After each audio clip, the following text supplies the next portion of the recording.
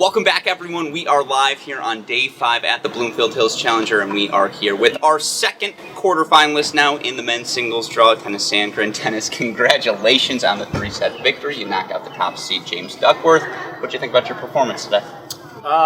It's a performance. It was up, it was down, it was... At one point, I think I had a red little clown nose on my nose, and I was running around the court honking it. I think at one point, I told a more distinguished lady that she must be a joy at Thanksgiving. I had a great time out there, really did. Yeah. Well, I mean, that's always half the fun, right, of these matches. And I'm curious, when you're facing a guy like James, who, I go into the forehand, that's the belly of the beast. And yet, it felt like you weren't afraid to do that. It felt like you understood you got to attack that corner to open up the backhand. Am I on to something there? What were the tactics of this match? Serve well, and then sort of weather the storm and see if you can get him to make a few mistakes and survive long enough and hold my serve long enough that I can get some looks on the returns. That's really it. I mean, there were some moments where I couldn't do anything. He just took the racket out of my hand, and then there were other moments where he'd make 3 or 4 mistakes in a row. Then it's just could I kind of capitalize and make enough returns that I could sneak a break out. No, the 3 forehands he hit in the game he broke in the second set, that was just, what do? You just clap your racket and you say that's top 100 tennis. We played a nice chess match. Yeah. He was like, I'm covering your deuce wide, and I thought, are you really? And he said, yes, I am. And then it was, well, I've got to serve T now every time because you're literally, you could hit, it's a coin flip whether you win hit a winner on a really good serve. So I can't go there anymore. So then I went T for the rest of the match, really, except for 1 or 2 serves. And it was, did I make it? Could I make it or could I not make it? So I hit probably 6 or 7 aces T the remainder of the match, especially in that third set, because chess, he's sitting on the wide one. I know he can hit a winner if I hit it there. I've got to go T. That's a coin flip for me. We're all just flipping. We're all flipping coins, all 50-50s out there. Yeah, well, it makes for really entertaining for all of us fans. And, again, for you personally, I'm curious, your level. I mean, you have always been a physical player. At this point of your career, it does feel like, though, you're a little more aggressive with that first serve, with that first forehand. Has that been a tactical shift you've been trying to work into your game? When I'm playing well, that's effective. Yeah. When I'm not playing well, I'm running. You still have it. Let the record show.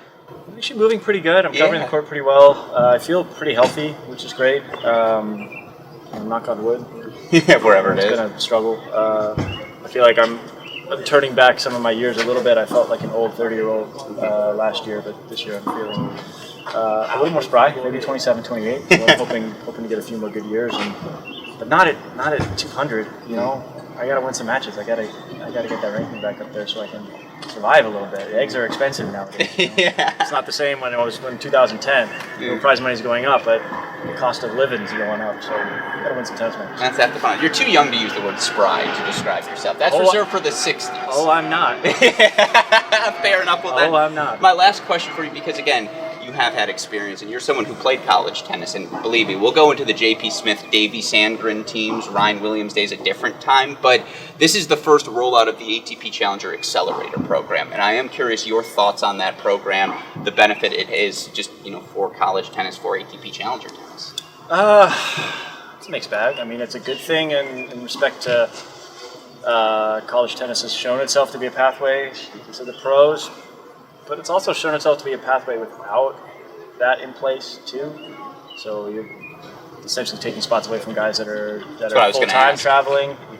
I don't know, like anything else, it's give and take. In tennis, I mean, not everything in life is a zero-sum game, but spots in a tournament is. So anytime you're making decisions, somebody's going to be left out and somebody's going to benefit. So I think it's ultimately a good thing, but shout out to the guys that are won out and have to play qualies, and their week is. You can have a good week coming through qualies, but it's brutal. But, like I said, there's a lot of good college tennis players, and there has historically been a lot of good players, and giving them a shot without there being a clear, like before, there's not really a clear way if you're top 5 in the country.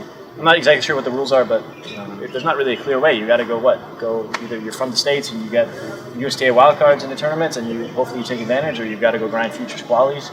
And you're probably better than that, so then you're knocking out guys that you probably shouldn't be in the tournament with, qualities at a 10K or 15K in the first place. So it's, like I said, it's a mixed bag, but I think ultimately it's, in a long-winded answer, it's probably probably a good thing. Yeah, we cut half of that. Don't worry, you didn't get to hear the fun stuff. No, of course, I'm kidding. Well, it is always a pleasure to get the chance to chat with you, and Tennys Sandgren, congratulations on reaching the quarterfinals this week. Appreciate it.